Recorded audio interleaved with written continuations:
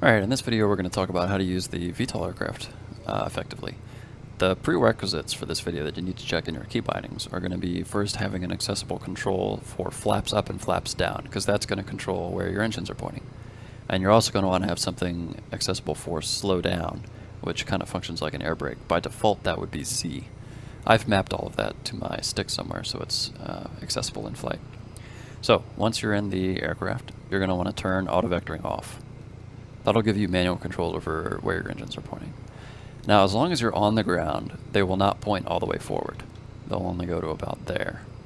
That's to avoid a prop strike. But you can still use this to taxi around while you're on the ground. It gives you just enough forward thrust. So not only am I a helicopter and an airplane, but I'm also a car. Alright, and then to take off, like a helicopter, just point them straight back up, give it some gas, and we'll start to lift. And we'll pull up our gear. We'll start pointing these forward slowly so we don't drop out of the sky all at once, because these wings do not really give us lift until around 120 or 130 kilometers an hour. So now we're an airplane.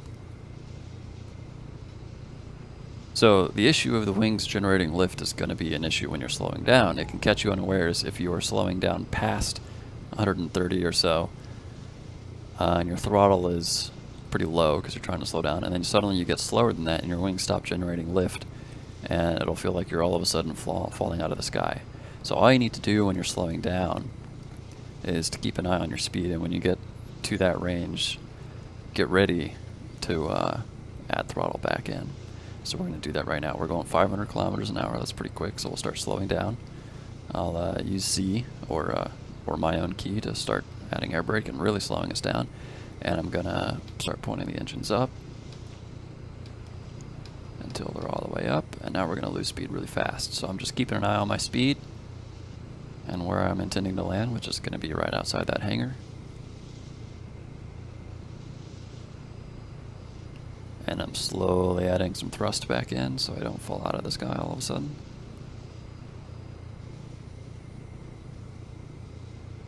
And right about now, I'm going to need a lot more thrust. There you go. You see it's dropping now?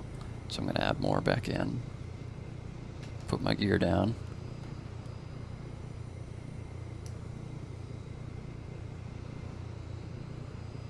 And keep that nose up so we're losing speed right as we get to where we want to land.